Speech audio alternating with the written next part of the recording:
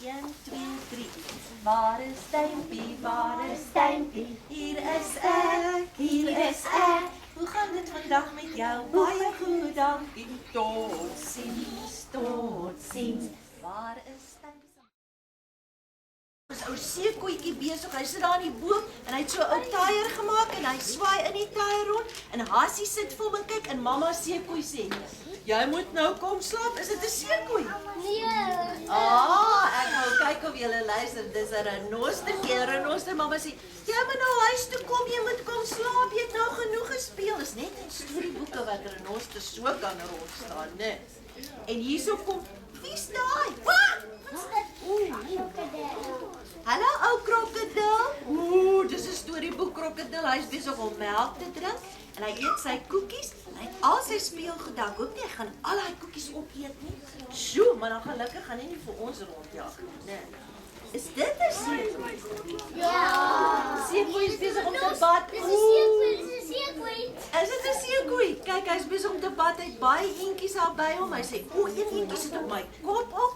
En almal is hier so, hulle mors lekker in die badkamer.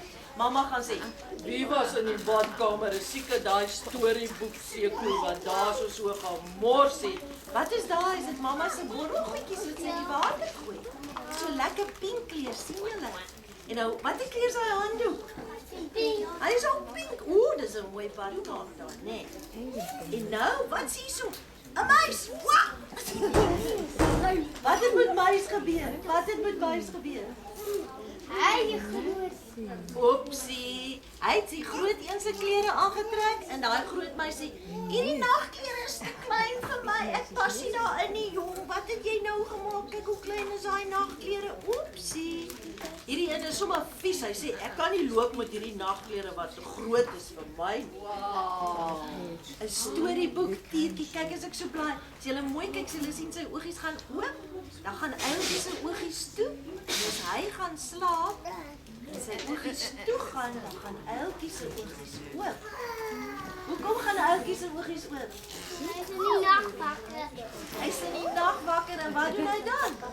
Hy vang muise en rotte. Ja, hy vang muise en rotte in die nag. Sy oogies is waawyd wakker. Hy sê, "Ek moet kyk waar al daai muise en rotte is." En hierdie ou speelgoed tiertjie lê.